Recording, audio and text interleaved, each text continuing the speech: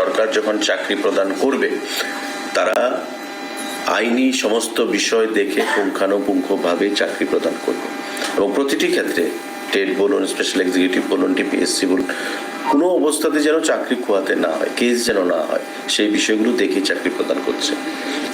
নিশ্চয়ই জটিলতা রয়েছে, সেই জটিলতাগুলো নিরসনের জন্য চেষ্টা চলছে।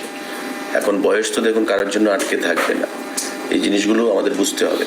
বয়স কারোর জন্য আটকে থাকবে না। আবার আমাদের সিস্টেমে আমাদের চাকরির যে বয়সসীমা, সে বয়সসীমা একটা ধার্য রাখা হয়েছে। জেনারেলের জন্য 40, SC STদের জন্য 45। তো সেই জিনিসটা মাথায় রাখতে হবে। সমস্ত কিছু বিচার করেই সরকার সিদ্ধান্ত নেবে, দপ্তর সিদ্ধান্ত নেবে। এবং স্পেশাল এক্সিকিউটিভ সেটা সঠিক সময়ে, এটা আমার এখতিয়ারে নয়, মাননীয় মুখ্যমন্ত্রীর এখতিয়ারে রয়েছেন। এবং আমরা চাই যে প্রতিটা চাকরি যে আমরা প্রদান করব সেটা যেন সুরক্ষিত থাকে, প্রোটেক্টেড থাকে, ভবিষ্যতে যেন কোনো আইনি গেরাকলের মধ্যে কোনো চাকরিজীবীকে পড়তে না হয়।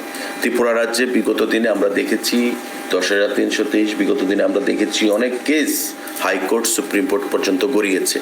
তো এতে করে যারা জব সিকার, যারা অ্যাসপারেন্ট, তাদের তো কোনো ভুল ছিল না বা দোষ ছিল না, সরকারের দোষ ছিল বিগত দিনে, বিগত সরকারের সময়।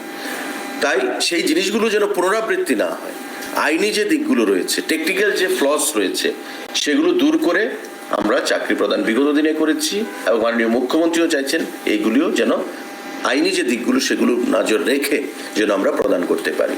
তো যখন আমরা চাকরি প্রদান করব, এই চাকরিগুলো যেন কোনো সময় হারাতে না হয়, খোয়াতে না হয় এই জব সিকারদেরকে, অ্যাসপারেন্টদেরকে, সেগুলো মাথায় রেখেই প্রদান করা হবে।